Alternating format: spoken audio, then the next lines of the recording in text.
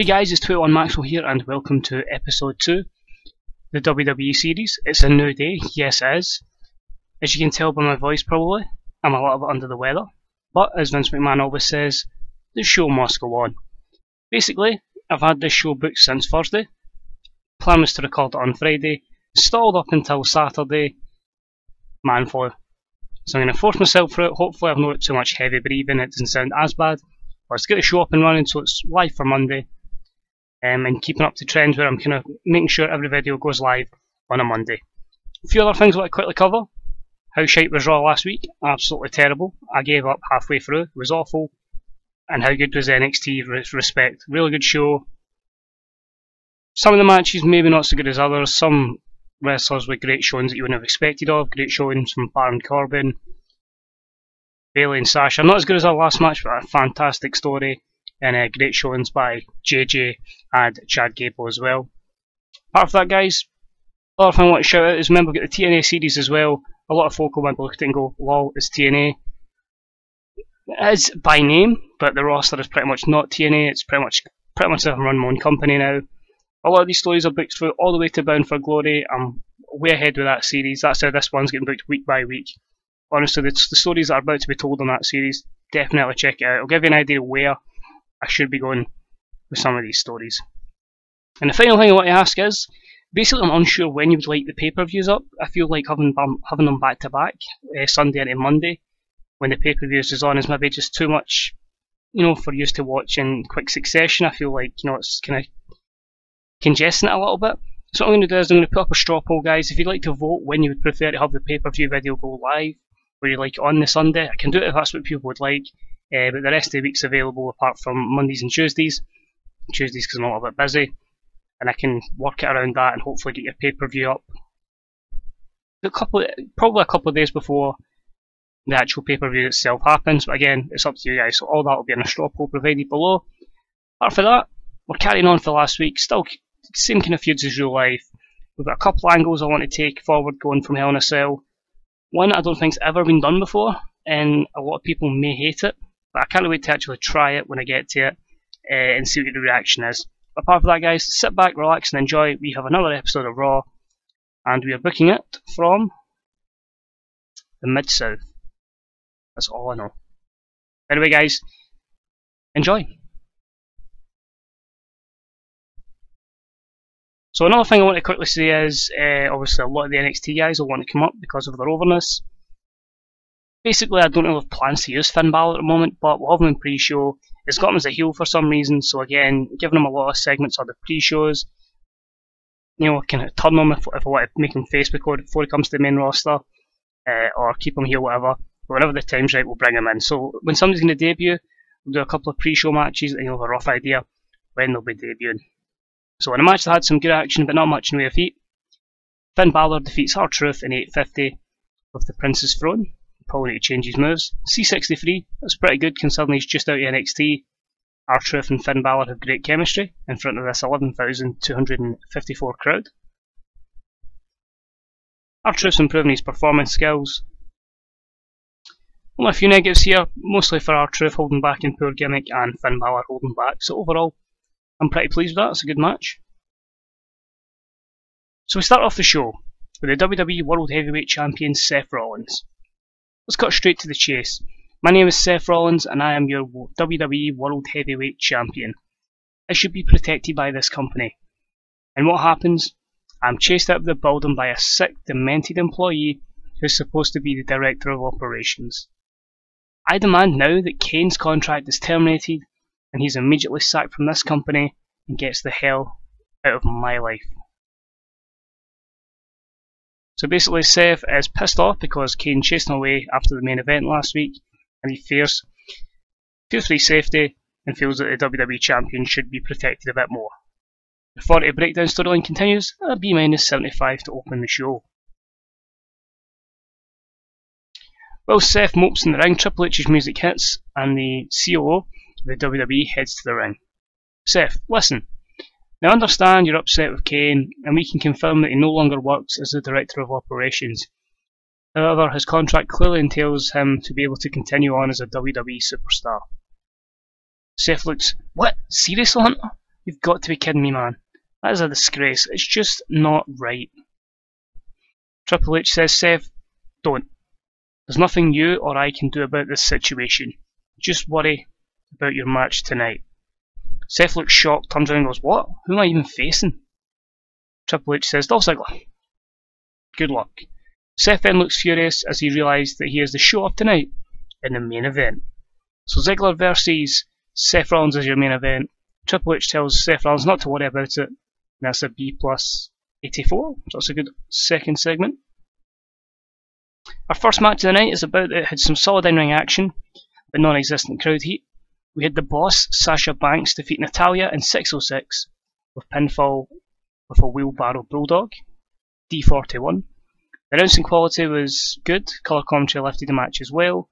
Sasha Banks is improving the Rumble skills. Quite a few negatives there for Sasha Banks, but we can build her up over time. She's not really the greatest overness in this, I think it's like low 20s, so we'll slowly but surely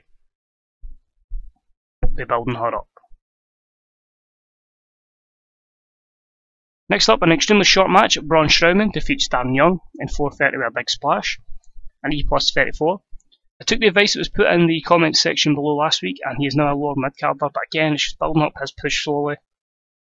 Because I don't want to shove him straight in the main event. I'd rather have him working with good workers in the lower card, and hopefully, slowly but surely gaining pop. But you know, when he's ready for the main event, he'll have stats worthy of being in the main event. So a good colour commentary, etc. No skill improvements, which is disappointing.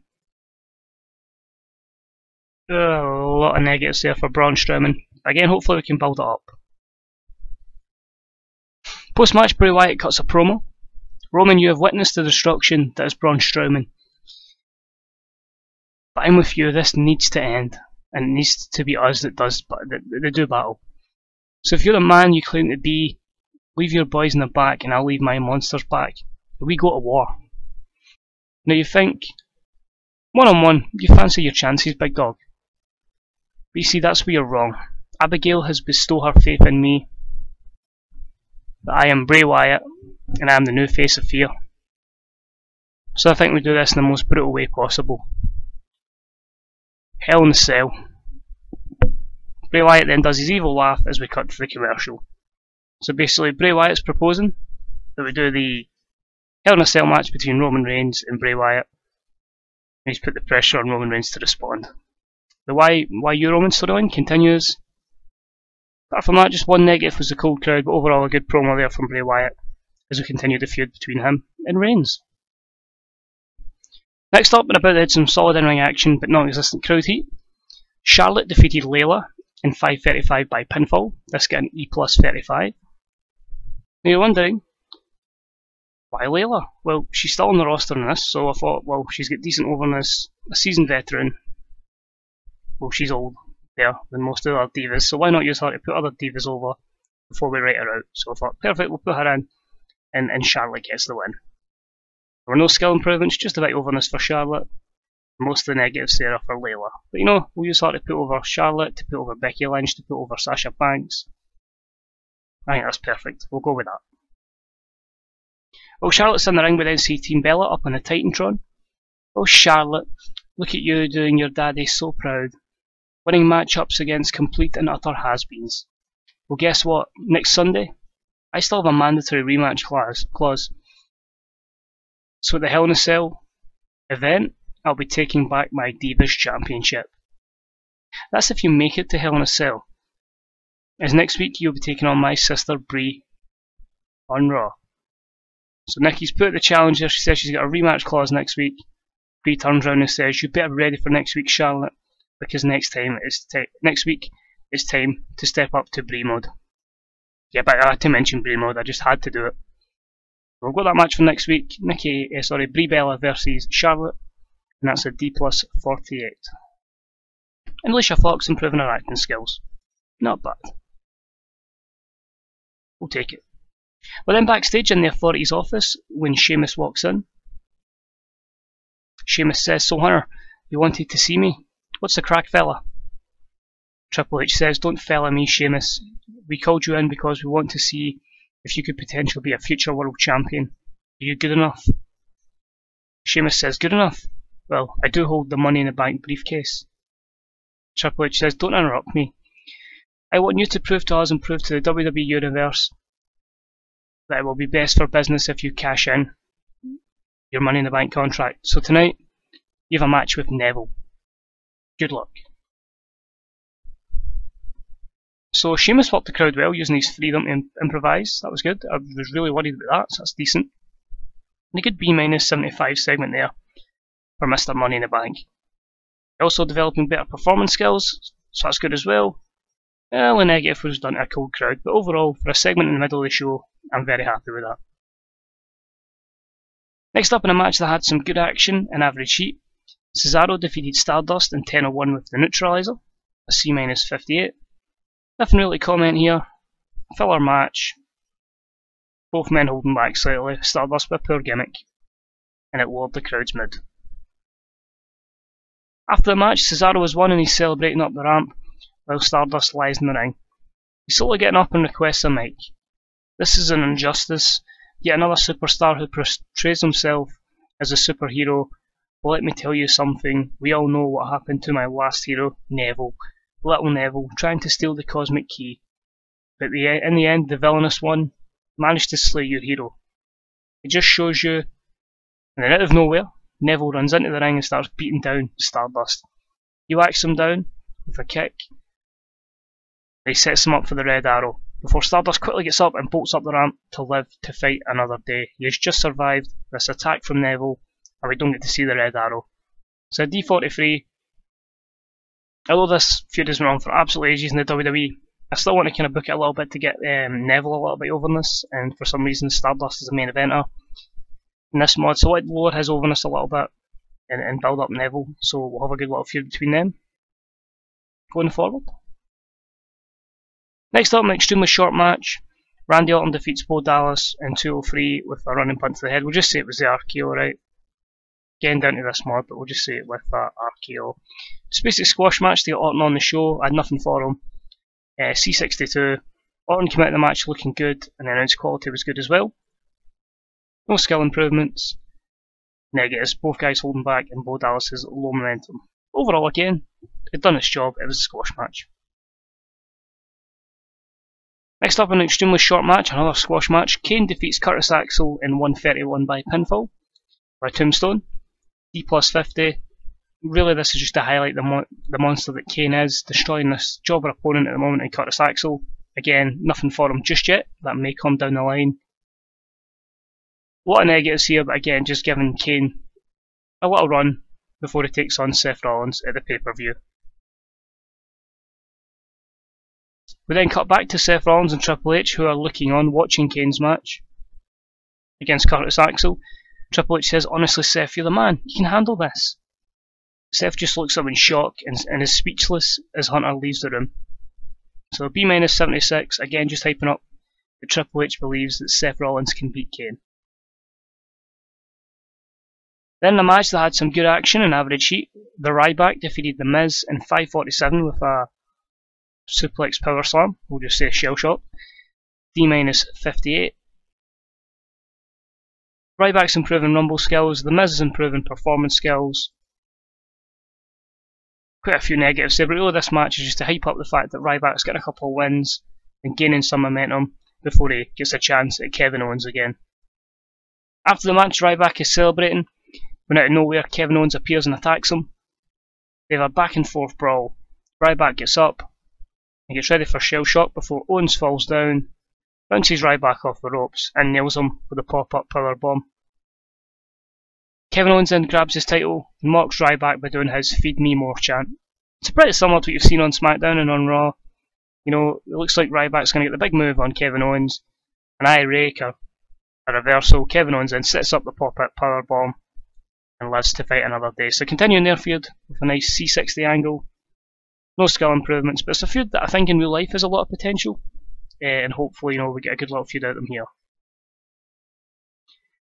Next up, in that match that had some good action and average heat, Sheamus defeated Neville in 8:57 by pinfall with a Celtic Cross. During the match, we also had Stardust run in and attack Neville. It was a C+69, so pretty good there. I'm happy with that. No skill improvements, negatives. Poor gimmick in Neville, both guys holding back Sheamus' inconsistency, but overall building Sheamus up a little bit. Next up and about that featured solid in-ring action but not much in the way of heat. The Dudley Boys defeated Los Matadores in 7-12 when Bubba Ray Dudley defeated Fernando. The Dudley Death Drop, 3D. C-58, good chemistry with both teams, continues the storyline in the tag division. Bubba Ray Dudley's improving his technical skills. A lot of negatives there.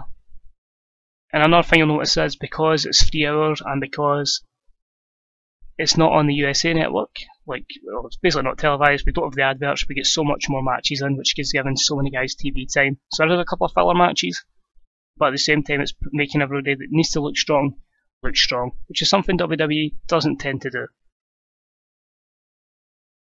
Stephanie McMahon then comes out to the stage. Bubba Ray, Devon, another impressive victory tonight. And I'm pleased to say that due to the continual cheating of the New Day, the Hell in a Cell special event, because we can't call them pay-per-views anymore, it will be the New Day versus the Dudley Boys for the WWE Tag Team Championship. Good luck. You think there's anything else there? Nope. So D plus 52, Stephanie came out looking good, and it continues the tag team storyline. Apart from that, nothing there apart from the segment fell flat after the previous segment, but clean up that these are our authority figures at the moment, and they book the matches.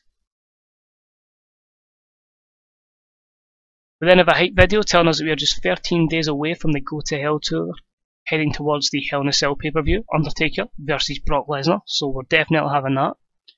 D-75, again, trying to build away from Brock and Lesnar, Brock and Taker.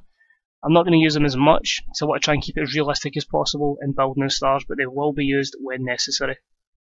That continues their storyline as well. Nothing else to add there. Oh, this flopped. I hope this was better. And about it featured solid in-ring action, but not much in the way of heat. Dean Ambrose and Roman Reigns defeat the Ascension, Victor and Connor, and 9:47 when Reigns defeated Victor by pinfall. C-56. Connor was off his game. Dean Ambrose stood out as being good, but he expected Reigns and Ambrose to bring a good match out of this. No skill improvements.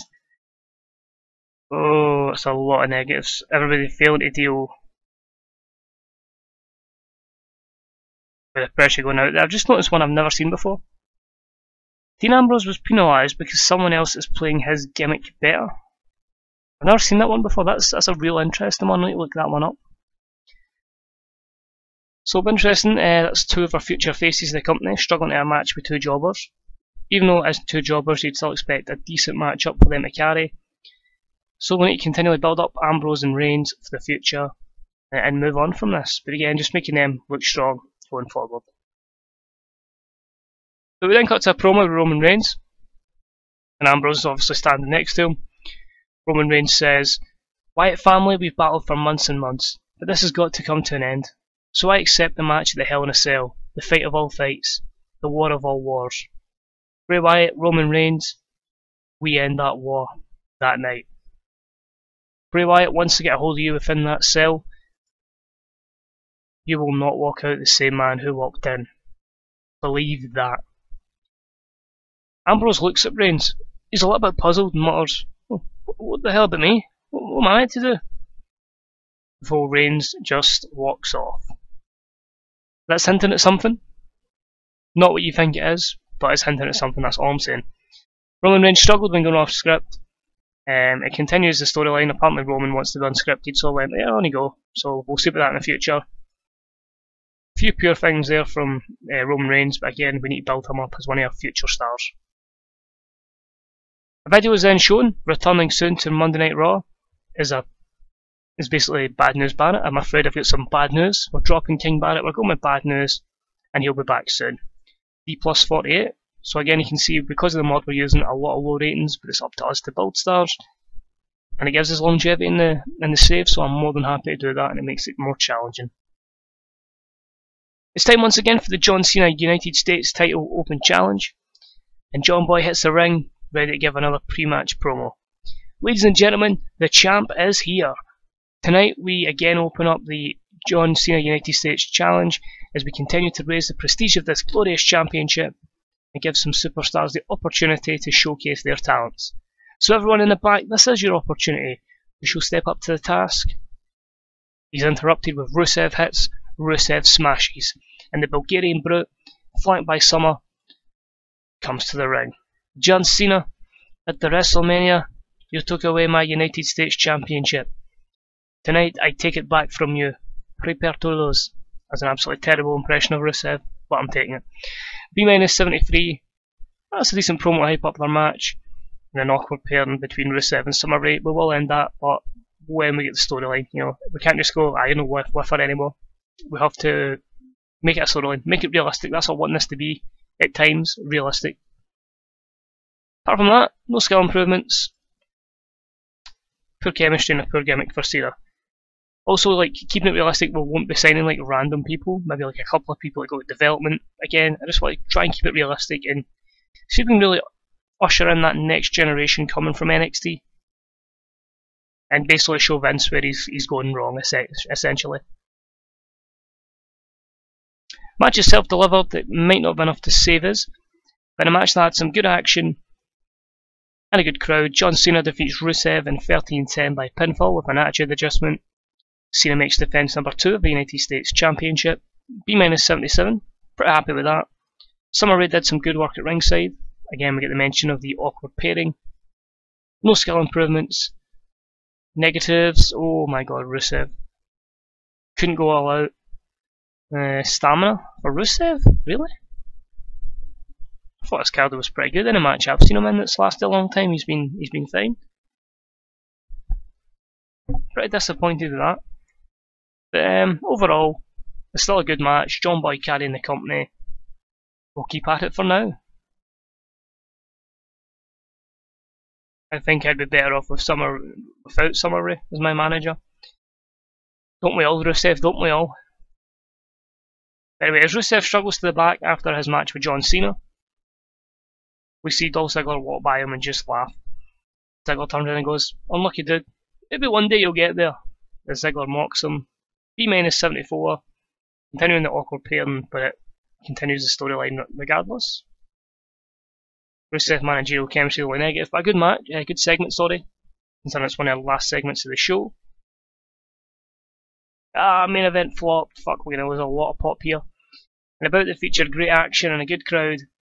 Seth Rollins defeated Dolph Ziggler in 13-40 with, we'll just say, the pedigree. Again, it's just this mod where the finishers are all over the place.